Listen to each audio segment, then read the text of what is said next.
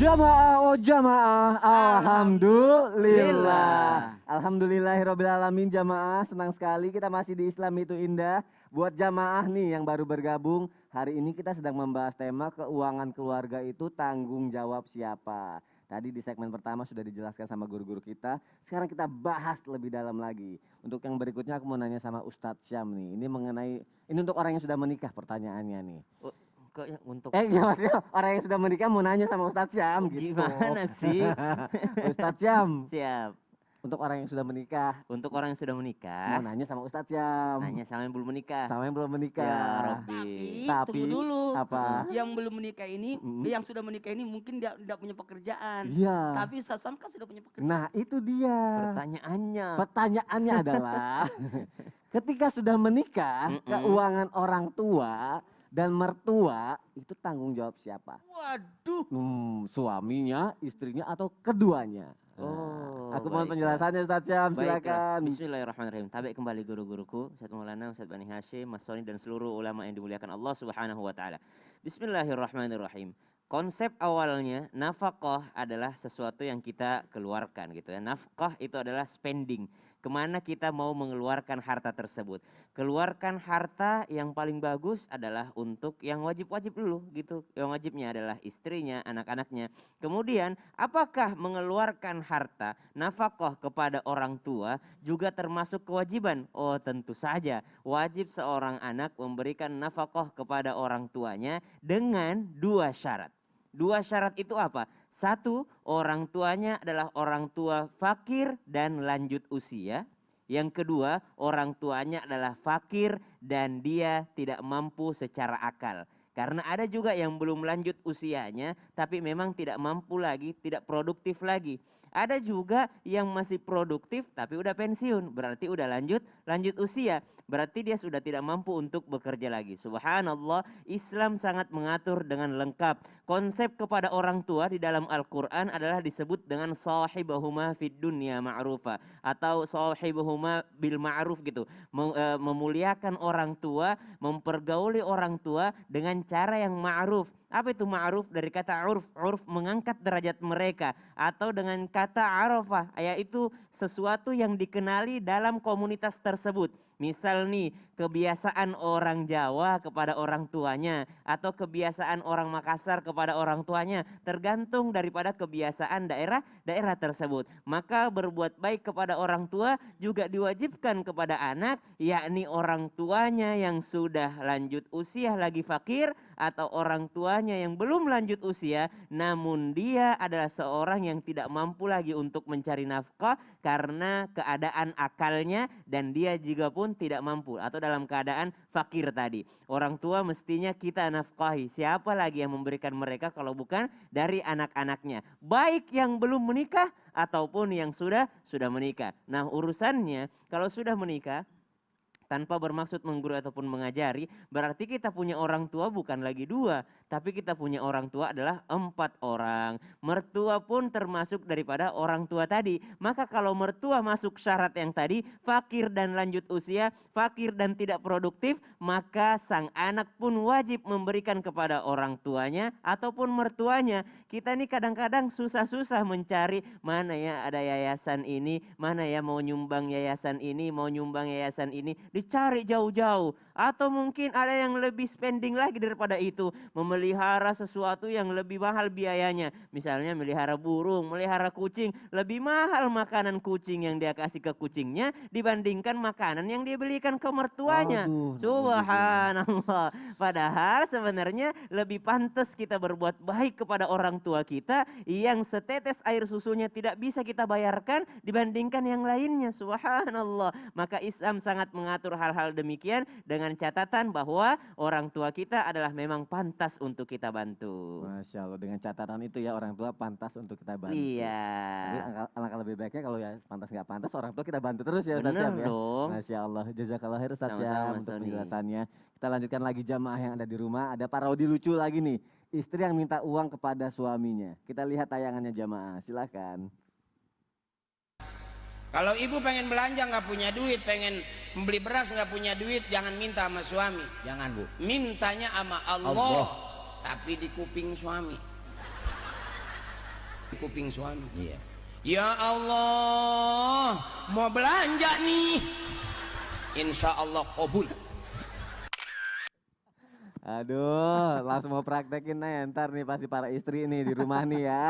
Oke, langsung aja aku mau nanya nih, bagaimana sebaiknya suami jika belum bisa memenuhi keuangan keluarganya dikarenakan keterbatasan yang dimiliki. Apa yang harus dilakukan suami? Tadi kata Ustadz Bani Hasyim, nih kanan suami nih, di kiri istri nih. Terus ngapain? Udah deh mohon penjelasannya aja Ustadz Bani, silakan. Maksudnya apa itu tadi ya? Bismillahirrahmanirrahim. Alhamdulillah wassalatu wassalamu ala Rasulillah wa ala alihi wa ashabihi wa mawalah la haula wa la quwata illa billah. Para pemirsa Islam itu indah dimanapun berada, kita doakan nih guru-guru kita ya. Mudah-mudahan Allah selalu mudahkan semua urusan kita, lancarkan rezeki kita, dan jika sedang mendapat kesulitan mudah-mudahan Allah berikan kemudahan. Insyaallah. Ketika suami kesulitan dalam kondisi pandemi seperti ini, apa yang mesti dilakukan oleh suami? Ada 5. Yang pertama, bersabar. Yang kedua, berusaha. Yang ketiga, berusaha. Yang keempat, berusaha lagi. Yang kelima, berdoa. Berarti ada 5 tuh. Yang pertama, bersabar. Sabar.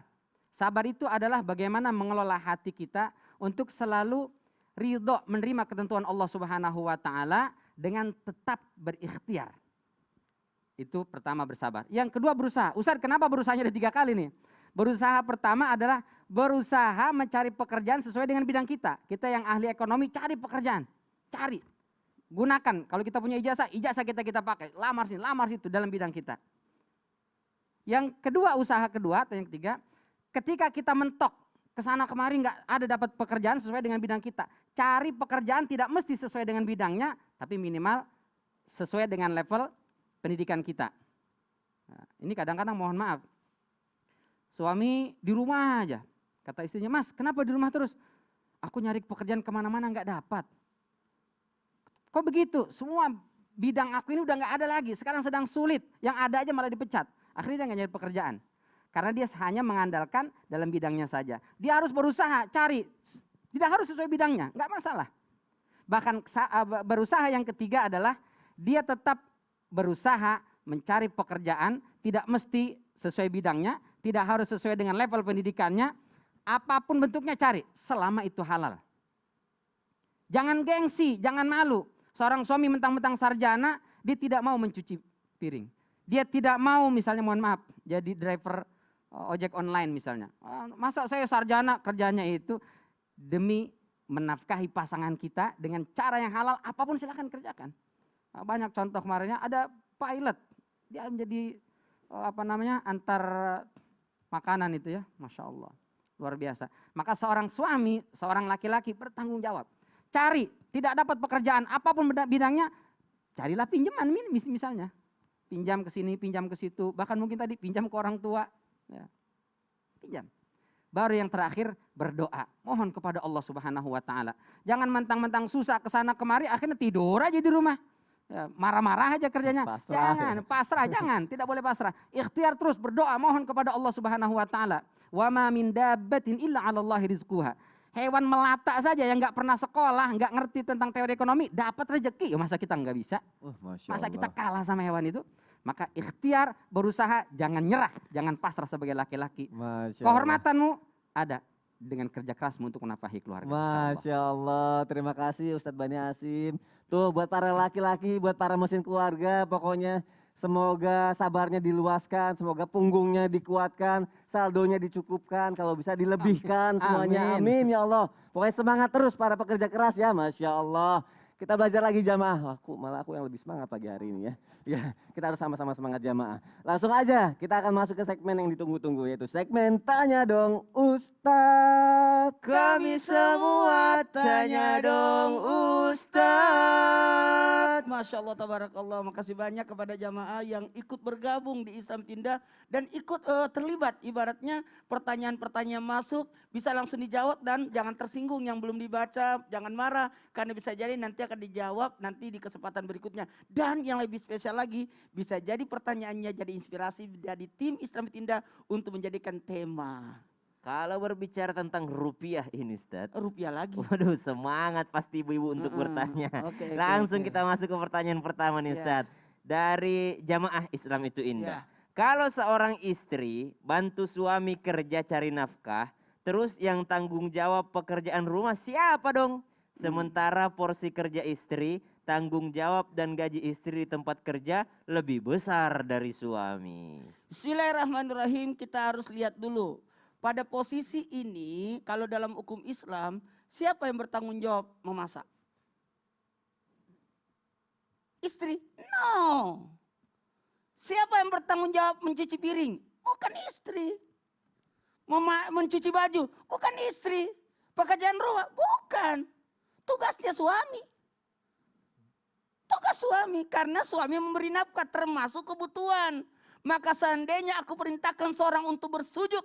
Nah ini kalau kita ambil dari hadis riwayat Tirmizi. Seandainya aku perintahkan untuk bersujud kepada seseorang, maka akan aku perintahkan seorang istri untuk bersujud kepada suami. Lah gimana nih prosesnya? Kan suami tanggung jawab. Kemudian, nah di hadis yang lain, kalau laki-laki itu bertanggung jawab menafkah, kemudian istri bertanggung jawab untuk rumah tangga. Tanggung jawab rumah tangga. Nah dalam posisi ini, jikalau istri bekerja, bukan berarti bekerja lalu melalaikan tanggung jawab di rumah. Apa tanggung jawab di rumah? Menjaga rumah, memelihara rumah.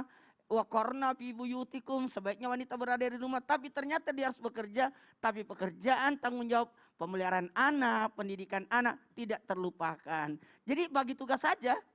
Jadi ada pembagian tugas ya. Pembagian tugas Nggak ada yang paling bilang bagus. istri harus masak, enggak ada Ustadz ya. Enggak, jadi kalau istri bisa masak subuh, simpan, kan Iya. ada rice cooker sekarang. Oh, ya Udah diatur Allah. semua. Subhanallah. Jam berapa jam makannya enak aja. Tabe Ustadz. Pertanyaan saya yang kedua. bertanya. Tabe, iya. Bismillahirrahmanirrahim. Nih buat Ustaz Sam. Iya. Dari Ani Sugit. Oh, Ani Sugit.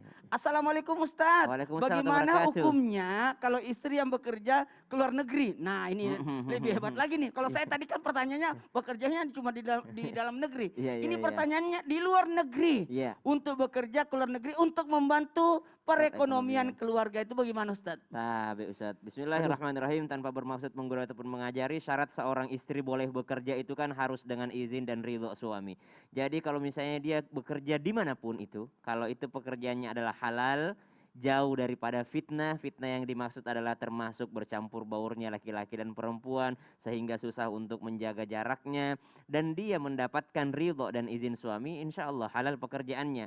Akan tetapi perlu kita lihat dan mempertimbangkan kemudaratan yang ada. Kalau suami sudah mengizinkan, kalau sudah ridho dan pekerjaannya adalah pekerjaan yang halal, pekerjaannya tidak yang namanya menghalanginya untuk beribadah kepada Allah Subhanahu wa taala, insya Allah boleh-boleh saja bekerja dimanapun itu. Karena kita diminta oleh Allah Subhanahu wa taala, fantashiru fil ardh, gitu ya, berkelilinglah di dunia ini atau mencari rezekinya Allah Subhanahu wa taala di atas muka bumi ini dengan cara apa? Dengan cara apapun itu, yang penting halalan thayyibah dan mendapatkan ridho dan izin suami. Jadi kalau ditanyakan boleh enggak? Boleh-boleh saja, yang penting ada izin suami, ridho suami, dan pekerjaannya juga sesuatu yang halal yang tidak menghalangi kita beribadah kepada Allah Subhanahu wa taala. Pertanyaan selanjutnya Ustaz, saya aja deh Ya. yang bertanya.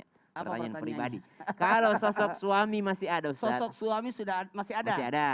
Tetap tanggung jawab itu kan menuhin untuk keuangan keluarganya Ustaz. Itu jelas. Tapi bagaimana kalau ternyata suaminya udah cerai atau meninggal? Nah mantan suami ini tetap punya tanggung jawab keuangan gak sih Ustaz? Nah, untuk pakutana